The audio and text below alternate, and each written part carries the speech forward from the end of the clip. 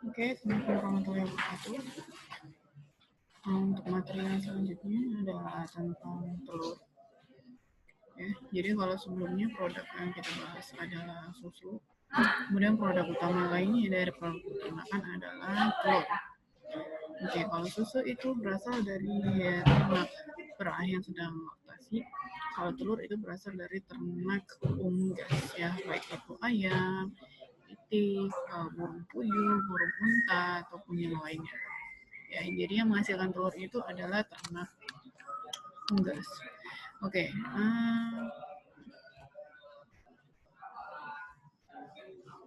nah apa itu sebenarnya telur? Telur merupakan bahan pangan yang memiliki nilai gizi yang sangat kompleks karena hampir semua kebutuhan gizi ada di dalamnya.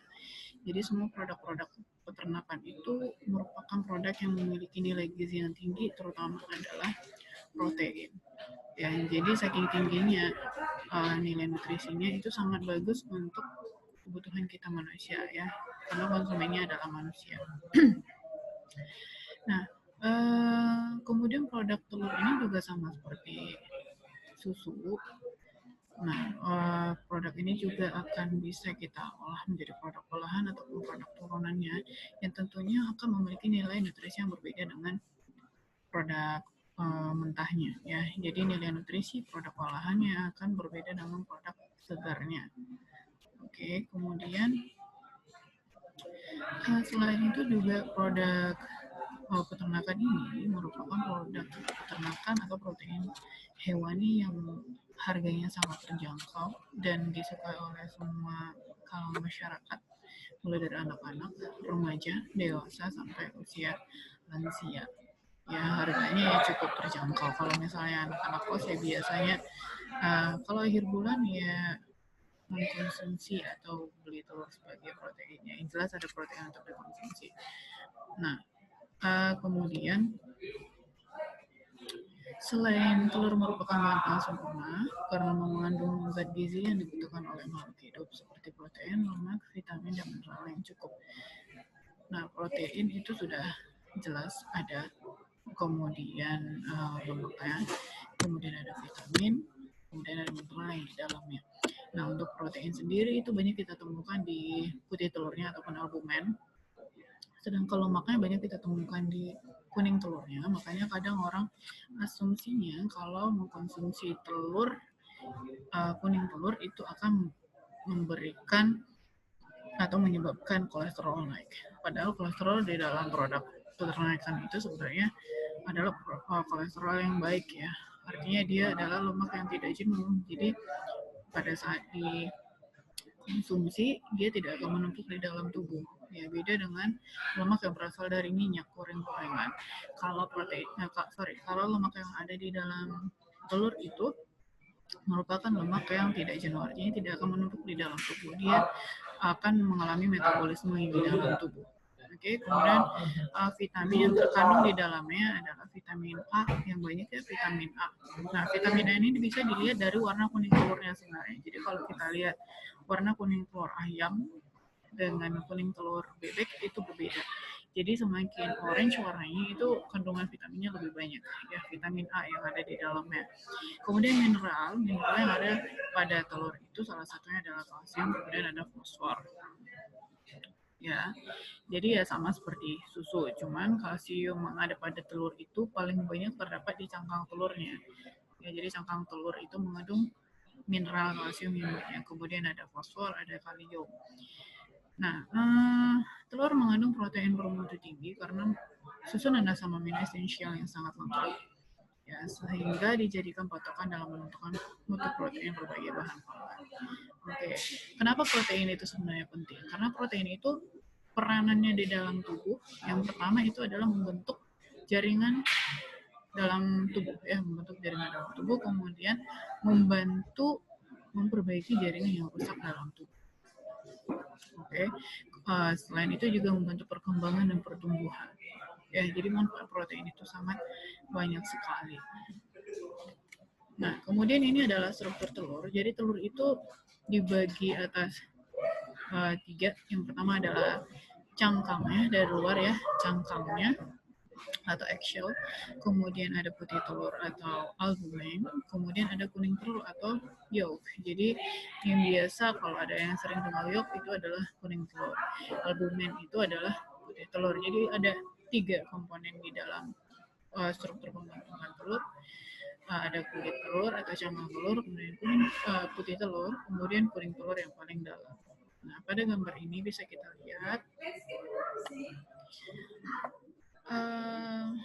bagian luar ada cangkang telur. Ini ada terdiri dari 4 lapisan ya.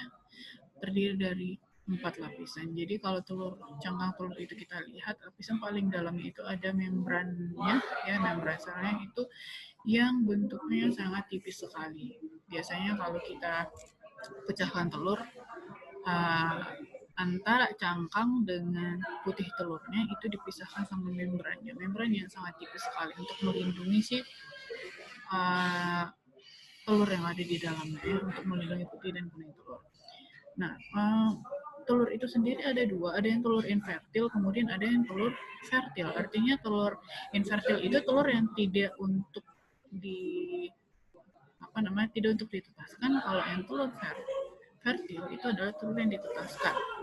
Ya, jadi berbeda yang kedua-duanya. Kalau telur ayam merah itu adalah telur infertil yang tidak bisa ditetaskan. Ya, kalau yang telur fertil biasanya seperti ayam kampung atau bebek atau yang lainnya. Nah, jadi kalau telur itu, kuning telur itu sebenarnya adalah calon anak dari si unggas tadi. Ya, jadi ada embrio di dalamnya, telur itu. Jadi asupan gizinya nanti ke dalam itu akan melalui kalaza. Ya, jadi di sini di bagian albumen ini ada kalaza. Kalaza ini berbentuk seperti benang halus. Kalau misalnya diperhatikan telur itu ada seperti benang halus, seperti serabut. Inilah dia akan mengantarkan makanan ke si embrio yang ada di dalam sini. Ada calon anak yang ada di dalam telur tadi. Jadi melalui kalaza ini akan dialirkan ke si embrio yang ada di dalamnya. Nah, kemudian putih telur itu sendiri, albumen, terdiri dari kalaza, kemudian ada lapisan kalaza di antara putih telur dengan kuning telur ini, lapisannya sangat tipis sekali. Jadi yang melindungi kuning telur itu makanya dia tidak pecah, ada membrannya sebenarnya di luar. Ya, ada membrannya di luar. Jadi namanya adalah lapisan calciferous. Nah, kemudian putih telur itu kalau diperhatikan ada bagian putih telur yang kental, ada bagian putih telur yang tipis. Ya, ada bagian putih telur yang kental, ada bagian yang tipis. Nah, jadi kalau misalnya putih telur itu semakin kental, itu sebenarnya semakin bagus. Kenapa? Karena kandungan airnya lebih sedikit. Ya, kandungan airnya lebih sedikit. Jadi kalau misalnya kita bandingkan telur yang dalam kondisi segar dengan telur yang sudah disimpan beberapa hari, konsistensi dari si putih telurnya tadi itu pasti berbeda. Semakin lama telur disimpan, putih telurnya itu akan semakin encer. Kenapa? Karena kadar air yang ada di dalam telur itu sudah lebih tinggi atau sudah lebih besar. Nah, apabila kita kaitkan dengan cangkang telurnya, jadi di cangkang telur itu sudah ada pori-pori. Pori-porinya itu sudah lebih besar dibandingkan telur yang segar. Ya, jadi itu adalah perbedaannya. Semakin luas si putih telur yang tebal tadi atau yang kental tadi, itu semakin bagus telurnya. Artinya kondisi si telur tadi masih segar. Ya, semakin encer berarti kondisinya itu semakin tidak segar. Oke. Nah, kemudian untuk kuning telur, ini ada, bisa diperhatikan di sini. Ya, ada 5 bagian juga. Nah, putih telur ini juga mulai dari lapisan terluar sampai lapisan terdalam itu berbeda warnanya. Ya, jadi bagian ini, nah, ini ada berlapis-lapis di sini. Jadi bagian yang terang ini adalah bagian kuning telur yang terang, kemudian ada bagian gelapnya, kemudian ada membrannya. Ini tadi membrannya di bagian luar ya, yang melindungi. Oke. Jadi kalau di putih telur tadi itu ada calciferous, lapisan kalaza. Kemudian kalau di kuning telurnya ada membran yang melindungi si kuning telur ini tadi biar nggak pecah, dia biar nggak nyatu sama putih telurnya. Ya biar nggak nyatu. Kenapa? Biar nggak nyatu. Karena dia sebenarnya adalah coklat embrio di dalamnya. Itulah dia nggak tumbuh menjadi anaknya nanti. Jadi harus dilindungi. Memang dia sangat tipis. Memang membrannya itu sangat tipis sekali. Cuman kekuatannya itu sangat kuat. Ya. Jadi kita saja kadang untuk memecahkan telur, pada saat kita rebus telur itu untuk memisahkan antara cangkang sama membran yang ada di dalam itu, di bawah cangkang itu agak sedikit susah. Ya harus benar-benar ditarik. Oke, kemudian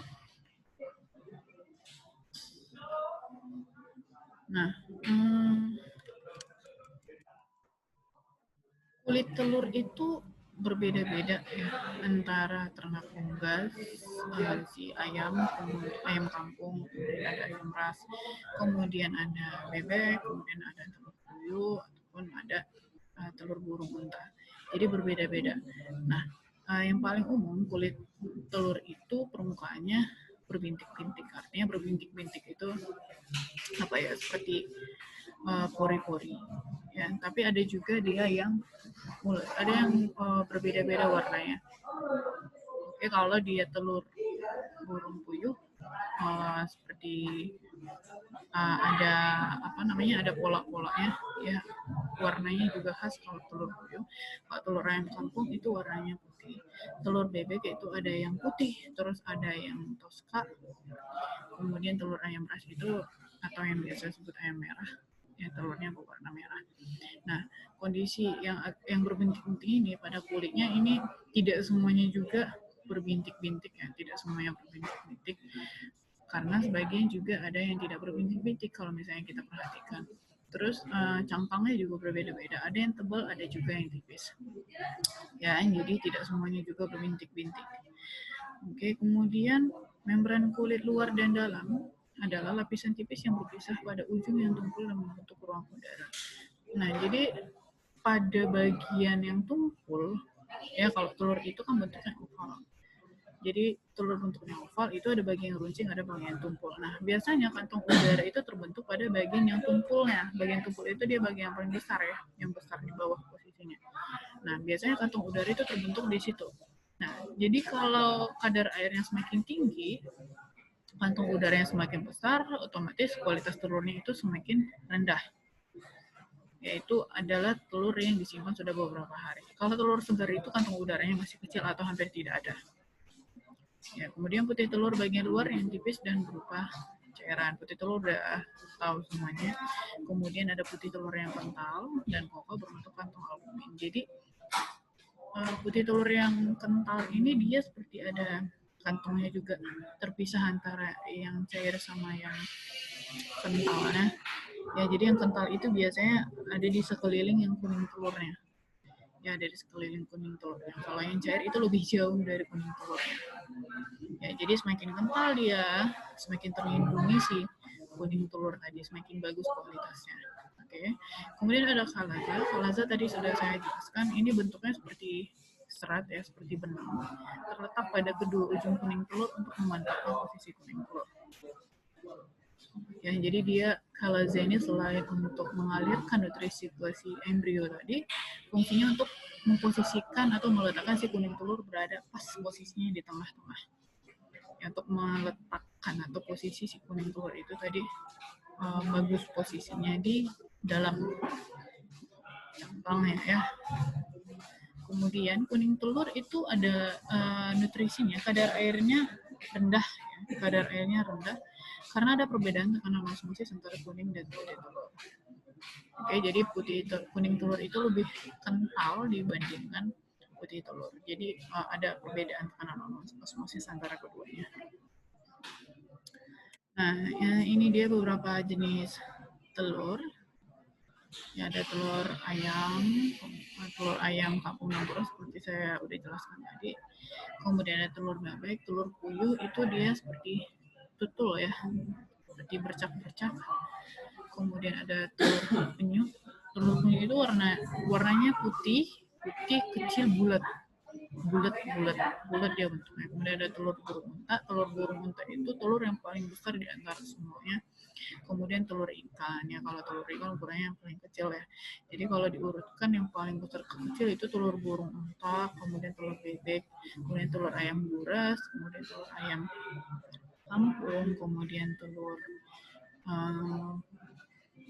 puyuh, kemudian penyu, kemudian paling kecil adalah telur ikan. Ya, tadi warnanya sudah dijelaskan, warnanya itu berbeda-beda. Oke, nah untuk telur yang segar, ciri-cirinya kantong udaranya masih kecil. Ya, jadi kantong udara telur segar itu masih kecil sekali. Kenapa? Karena kadar airnya masih sedikit. Kemudian udara di dalamnya itu tidak banyak. Jadi kalau kantong udaranya itu besar, artinya kadar airnya juga sudah tinggi dan kualitasnya juga sudah semakin rendah ataupun kualitasnya itu menurun. Oke, jadi ini bisa kita lihat untuk mengamatkan kantong udara menggunakan metode di-center ya, metode pencahayaan. Jadi kita buat center di bawah, kita center dari bawah ke atas, habis itu kita lihat kantong udaranya itu di bagian yang tumpul. Kalau tidak terlihat berarti kualitas telurnya masih bagus. Kalau terlihat itu sudah besar ataupun sudah berbeda dengan telur segar, berarti kualitasnya sudah mulai menurun. Ya, kemudian kulit telur bersih, cerah dan warnanya mulus. Ya, cerah dan warnanya mulus. Kemudian kuning telur itu terletak di tengah. Nah, untuk melihat kuning telur terletak di tengah atau tidak, ini sebenarnya harus kita pecahkan dulu telurnya. Pecahkan telurnya pada media kaca, media yang datar, itu kita pecahkan. Kalau posisi kuning telurnya pas di tengah-tengah putih telurnya tadi, itu berarti kualitasnya sangat bagus atau kondisi telurnya itu masih segar. Kemudian tidak ada noda darah pada bagian putih maupun kuning telur. Jadi biasanya ada yang menemukan blood spot ataupun noda darah pada kuning telur ataupun pada putih telur, itu biasanya menandakan kalau telur itu sudah tidak segar lagi. Oke. Nah, kemudian ada beberapa penyimpangan telur. Yang pertama, telur dengan dua kuning telur. Nah, jadi mungkin adik-adik ada yang pernah mendapatkan kasus pecahkan telur tapi kuning telurnya ada dua. Ya, ini adalah penyimpangan telur. Tapi apakah itu normal? Sebenarnya ya normal, cuman dia menyimpang aja tidak satu. Kenapa terjadi seperti itu? Karena pada saat proses pembentukan cangkangnya tadi, dua kuning telurnya itu kan pembentukannya pertama itu dari kuning telur ya biasanya. Kalau kalian sembelih ayam yang sedang produksi, yang sedang bertelur, itu biasanya kita temukan ada kuning-kuning telur kayak anggur di dalamnya. Nah, jadi yang pertama itu adalah kuning telur dulu, kuning telur. Jadi pada saat pembentukan cangkangnya tadi, dia jatuh keduanya, ya, jadi bergabung keduanya, tidak terpisah, makanya dia terdapat dua kuning telur dalam satu cangkang. Kemudian ada juga telur tanpa kuning telur. Ya, jadi ini semua prosesnya pada saat pembentukan telur. Oke, kemudian ada telur dalam telur, kemudian telur bernoda darah atau blood spot, kemudian ada noda daging, kemudian ada penyimpangan warna kulit telur. Ya, jadi warna kulit telur itu bisa seperti telur ayam ras itu berbeda. Ada yang memang coklat merah, ada yang putih, ada yang pucat warnanya ya. Jadi itu penyimpangan. Kemudian penyimpangan flavor atau penyimpangan rasa dan aroma. Kemudian ada kulit telur yang lunak, ya, kemudian ada kulit telur yang tipis, ada yang berkabur dan mengkilap, kemudian ada bentuk telur yang normal. Jadi ini adalah penyimpangan telur. Tapi apakah aman untuk dikonsumsi? Aman untuk dikonsumsi, tidak ada masalah. Ya, sebenarnya tidak ada masalah. Jadi penyimpangan itu terjadi pada saat proses pembentukan telur yang terjadi di dalam tubuh si induknya sendiri ya, yang terjadi pada tubuh si induknya sendiri. Biasanya kalau telur-telur misalnya seperti noda daging ini, biasanya ini terdapat pada telur yang fertil, artinya ternak yang bertelur atau berproduksi seperti biasanya, seperti ayam kampung. Tapi kalau yang telur infertil ini biasanya jarang ditemukan. Ya. Kemudian bagaimana cara menguji kesegaran telur? Yang pertama dengan metode peneropongan ataupun candling, seperti yang sudah saya jelaskan tadi. Jadi kalau peneropongan atau candling itu kita menggunakan bantuan cahaya, untuk melihat gerakan kuning telur. Ya, kuning telurnya itu ada di mana, kemudian ukuran kantong udara, kemudian bintik-bintik darah. Jadi kita bisa lihat bintik-bintik darahnya, kemudian bintik daging, kerusakan oleh mikroorganisme, dan pertumbuhan embrio yang ada di dalamnya. Jadi dengan metode candling ini yang paling sederhana bisa kita amati. Biasanya kan senternya itu kita buat di tempat tertutup, kemudian atasnya itu dibuat pas seperti ukuran si telur. Ya, jadi kita cahayanya nggak menyebar kemana-mana, cahayanya tetap pada si telur itu aja. Bisa adik-adik coba juga di rumah ya untuk menggunakan candling. Kemudian dengan perendaman pada air garam 10%, ya, telur segar akan terendam secara horizontal. Nah, kita bisa mengetahui kesegaran telur itu dengan menggunakan garam 10%. Artinya garam 10% ini airnya 1 liter, garamnya 10% dari 1 liter. Oke, jadi kalau telur itu terendam secara horizontal itu melintang, berarti telurnya masih dalam keadaan segar. Oke, kalau misalnya dia vertikal ataupun dia ada satu lagi untuk metode pengamatannya, kita rendam dalam air. Kalau misalnya telurnya itu tenggelam, berarti telurnya dalam kondisi segar. Tapi kalau telurnya mengambang, itu kualitasnya sudah mulai berkurang. Kalau telurnya mengapung, itu kualitasnya benar-benar sudah tidak bagus lagi ya. Jadi kenapa telur segar itu tenggelam? Telur segar tenggelam karena kantong udara di dalamnya itu masih sedikit ya, atau tidak ada. Jadi dia tenggelam. Mengambang berarti sudah ada kantong udara di dalamnya. Kalau terapung berarti kantong udara itu sudah sangat besar ya, sehingga mempengaruhi posisi dari si telur pada saat kita lakukan pengamatan dengan perendaman. Oke, kemudian yang terakhir dengan melihat fisik ataupun warna kulit. Telur yang sudah mengambang, kulit akan mengalami perubahan, misalnya bintik-bintik hitam. Ya, ada bintik-bintik hitam ditemukan di dalamnya. Kemudian warnanya menjadi kusam, kemudian kulit berjamur dan lain-lain. Ini adalah indikator kalau telur itu sudah tidak segar lagi. Nah, kemudian ada yang namanya nilai Hope unit.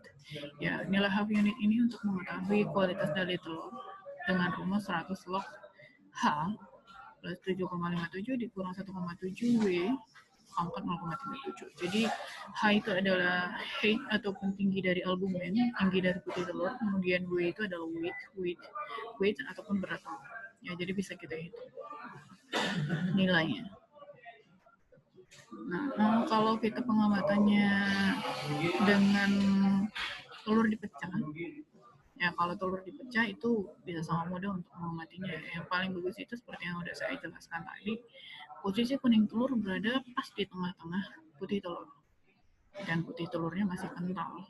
Ya, putih telur masih kental, posisi kuning telur pas berada di tengah-tengah. Oke, kemudian indeks kuning telur untuk telur segar sebesar 0,33 sampai 0,5 dengan rata 0,42. Nah, semakin lama penyimpanan, otomatis nilai indeks kuning telur ini akan menurun. Nah, kemudian indeks putih telur nilainya 0,05 sampai 0,17 dengan rata-rata 0,12. Sama seperti kuning telur, semakin lama kualitasnya akan semakin berkurang. Kenapa? Karena semakin lama putih telur itu semakin encer. Kuning telur juga sama, semakin lama akan semakin encer. Karena kadar air di dalamnya juga semakin banyak. Kemudian ada indeks half. Jadi telur yang baru ditelurkan nilainya 100. Indeks half-nya, jadi unitnya itu 100. Untuk telur yang mutu terbaik nilainya itu 75 sampai 100. Kalau telur busuk itu 50. Jadi ini bisa kita hitung menggunakan rumus half unit 100 log kali tinggi tambah 7,57 kali berat pangkat 0,37. Oke. Nah, kemudian sebenarnya seperti apa penyimpanan telur yang bagus? Nah, jadi kalau telur itu terkadang orang menyimpannya pada suhu ruang. Ada yang menyimpan pada suhu rendah, ya suhu rendah artinya pada refrigerator atau pendingin. Nah, untuk memperpanjang masa simpan telur, kita dapat menyimpannya pada suhu rendah, ya pada suhu rendah agar terhindar dari bau-bauan yang ada di sekitarnya, karena telur itu memiliki pori-pori, yang mana pori-pori itu bisa menyerap bau yang ada di sekitarnya sehingga bisa mengkontaminasi flavor ataupun aroma yang ada pada telur sendiri. Ya. Jadi telur segar dapat disimpan sampai 2 minggu dalam refrigerator atau pendingin. Jadi maksimumnya itu maksimumnya 2 minggu penyimpanan. Masih bisa kita pertahankan kualitas telurnya lagi. Oke, kalau lebih dari itu biasanya sudah berkurang kualitasnya. Bisa jadi semakin encer, putih telurnya udah encer, atau bahkan kuning telurnya sudah menyatu dengan putih telurnya. Ya. Nah, jadi untuk hasil yang lebih baik, sebelum digunakan telur dikeluarkan setengah jam sebelum telur digunakan. Fungsinya sebenarnya untuk apa? Jadi kalau telur yang baru dari kulkas itu, artinya nggak boleh kita gunakan dong kalau dalam kondisi dingin. Nah, sebenarnya tujuannya adalah karena pada saat kondisi dingin itu suhu telur di dalamnya kan suhu itu kan dingin, jadi suhu di dalam telur tadi mulai dari cangkang, putih telur, kuning telurnya itu belum normal, belum pada suhu ruang. Ya, jadi kita normalkan dulu ya, kita biarkan dulu alangkah bagusnya. Tapi kalau misalnya mau langsung kalau juga tidak apa-apa ya, tapi sarannya itu dibiarkan dulu pada suhu ruang dulu ya, setengah jam sebelum kita buka. Nah, pada saat penyimpanan itu sudah pasti ada perubahan-perubahan yang terjadi pada nutrisi telurnya atau karakter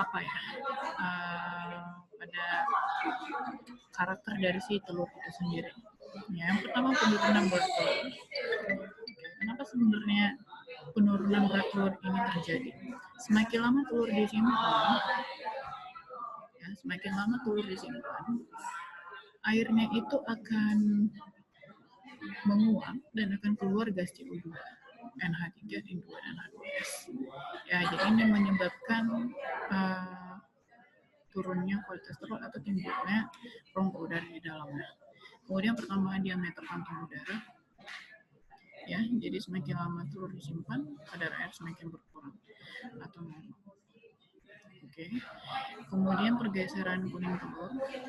Yang terakhir adalah bercak-bercak pada permukaan kulit. Oke. Jadi untuk